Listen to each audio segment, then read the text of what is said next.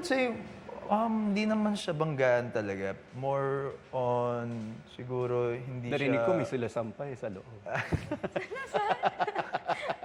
Siguro po, yun nga, syempre may push and pull sa simula dahil nga, lalo na pag different personalities. Pero yun din po yung maganda sa bahay ni Kuya na matututunan mo talagang intindihin lahat ng klase ng pagkatao. Kaya okay po, wala naman pong ganong kalaking banggaan na nangyari sa loob. May nag-away ba?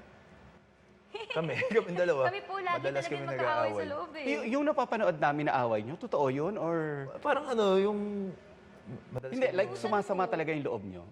Siya, Meron lalo ako siya. po, may mga time po na sumasama yung loob ko.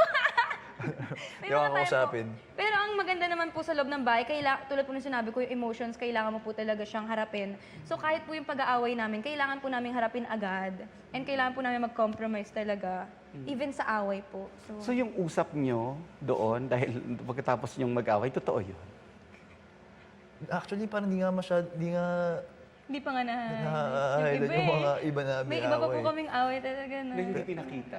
Pero yung importante talaga sa amin, lagi namin sasabi, at the end of the day, magkakampi tayo. So, kailangan yung mga bagay na...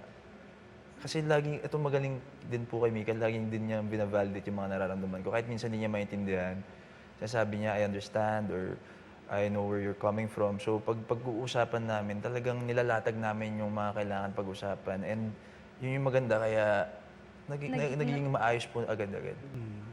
What is it about Mika na natutunan mo na talagang hindi mo alam from day one that she has?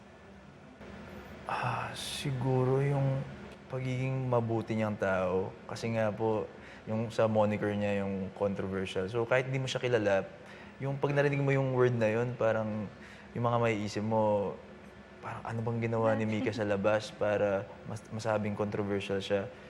Pero sa loob ng bahay, yung mga pinakita niya, yung pagiging selfless niya, yung generosity niya, talagang kitang-kita mo eh. Kaya I would say yun po yung pinaka nag-stick sa akin nung journey namin.